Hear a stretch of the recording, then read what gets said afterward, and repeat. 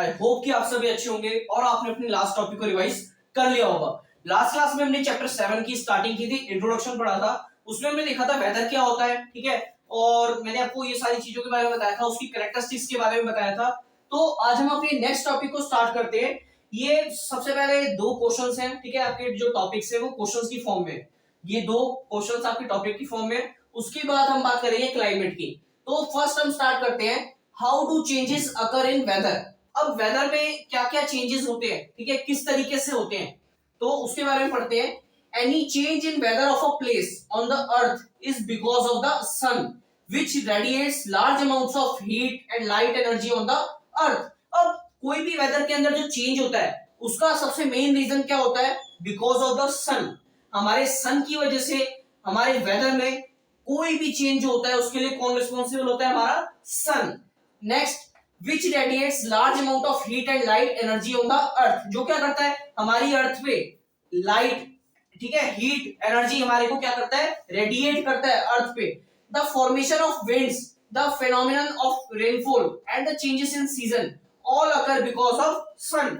अब सन की वजह से ही सारे चेंजेस रिस्पॉन्सिबल होते हैं, ठीक है। जैसे हम देख लेते हैं विंड्स, ठीक है, विंड्स का बनना, फिनोमिना ऑफ रेनफॉल, रेनफॉल आना, चेंजेस इन सीजन्स, सीजन्स में कोई भी चेंज होना, वो सारा रिस्पॉन्सिबल किसकी वजह से होता है, हमारे सन की वजह से, ठीक है। तो अब हम बात करते हैं हमारे सेकंड क्वेश्चन के बारे में, why days are shorter in winter season.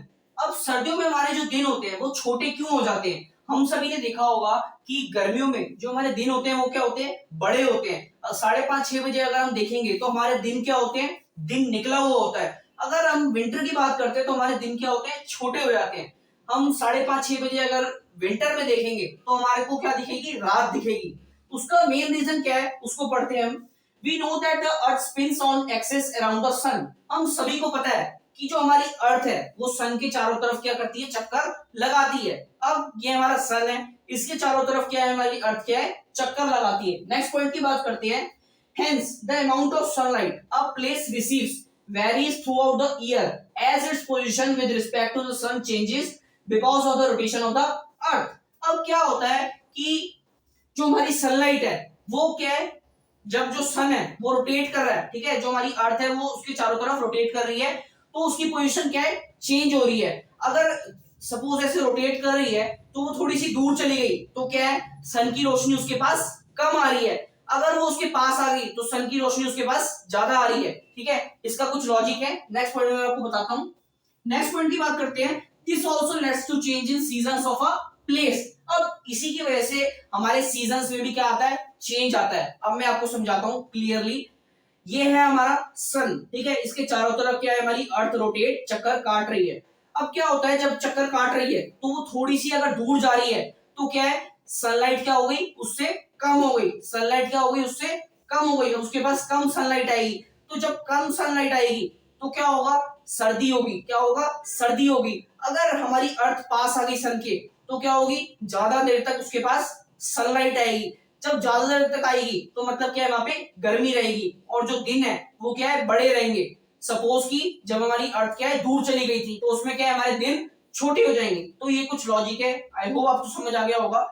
Next point की बात करते हैं, the summer season the position of a place is closer to the sun, ठीक है। अभी जो मैंने आपको बताया, समर में क्या होती है, हमारी जो सन होता है वो क्या होता है, पास होता है।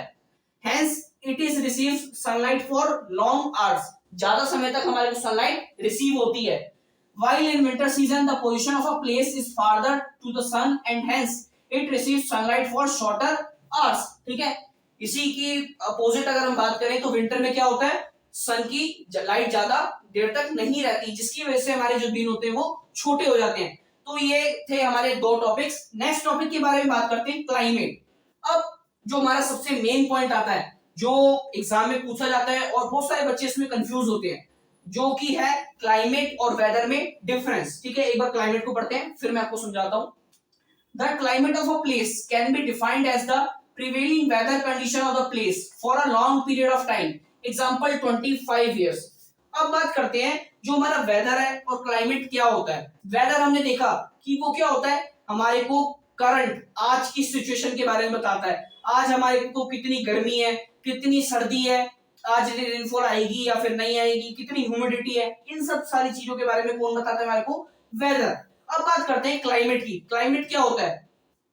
अब जैसे कोई भी एक स्पेसिफिक एरिया है, वहां का जो भी एनवायरमेंट रहता है, जो भी एटमॉस्फेयर रहता है, ठीक है, ज्यादा समय तक, एग्जांपल 25 इयर्स तक। अब मैं आपको एक एग्जांपल देता हूं, ये हमारा प्लेस है सपोज रोहिणी, ठीक है, ये एक स्पेसिफिक एरिया मैंने ले लिया। तो इस एरिया में क्या है, अगर 25 साल तक, एग्जांपल मैं ले रहा हूं, ठीक है, सपोज 25 साल तक यहाँ पे क्या है, गर्मी रहती है। क्या रहती है? गर्मी रहती है। तो इसका मतलब क्या है, इस एरिया में, स्पेसिफिक एरिया में ज्यादातर क्या है, गर्मी ही रहती है। अब ऐसा नहीं है कि हमेशा गर्मी रहेगी, यहाँ पर सर्दी भी हो सकती है, लेकिन कहने का मतलब क्या है कि इस एरिया में ज्यादातर क्या कहती है, गर्मी रहती है। तो ये क्या है, इस एरिया का क्या है, क्लाइमेट। रोहिणी का क्लाइमेट हम क्या बोलेंगे? समर। ठीक है, यहाँ पे ज्यादा गर्मी रहती है, ठीक है, तो इसी को बोलते हैं हम क्लाइमेट। और वेदर की बात करते हैं तो वेदर क्या होता है, हमारी को प्रेजेंट सिचुएशन, आज की सिचुएशन के बारे में बताता है कि आज कितनी गर्मी है, आज कितनी सर्दी है। क्लाइमेट क्या होता है, लंबे समय तक जब एक जगह का जो एटमॉस्फेयर रहता है उसी को बोलते हैं क्लाइमेट। ठीक है, आई होप आप सभी को समझ आ गया होगा। ये था हमारे मेन डिफरेंस क्लाइमेट का और वेदर का। नेक्स्ट पॉइंट के बारे में बात करते हैं। The temperature of Rajasthan is generally high throughout the area and it does not receive much rainfall, so we can say that Rajasthan is a hot and dry place. अब एक example लेते हैं राजस्थान का, कि राजस्थान का जो इन्वायरमेंट होता है वो जनरली कैसा होता है, हाई। ठीक है, वहां का टेम्परेचर कैसा होता है, हाई। पूरे साल वहां गर्मी रहती है, ठीक है, ज्यादा टेम्परेचर रहता है। और वहां पे क्या होता है, ज्यादा रेनफॉल भी नहीं होती। It does not receive much rainfall, वहां पे ज्यादा रेनफॉल भी नहीं होती। तो हम कह सकते हैं कि जो हमारा राजस्थान है वो क्या है, हॉट इलाका, ठीक है, और कैसा है, ड्राई प्लेस, जहां पर ज्यादा गर्मी रहती है। तो आज हमने बात करी हमारे दो क्वेश्चंस जो कि टॉपिक थे, ठीक है, क्वेश्चंस की फॉर्म में थे। नेक्स्ट हमने बात करी कि हमारा क्लाइमेट क्या होता है। तो आज के लिए इतना ही। आई होप आप सभी को समझ आ गया होगा। कोई भी डाउट होता है तो आप मेरे से कमेंट सेक्शन में पूछ सकते हैं। नेक्स्ट टॉपिक को हम अपनी नेक्स्ट वीडियो में कंटिन्यू करेंगे। तो आज के लिए इतना ही। Thank you.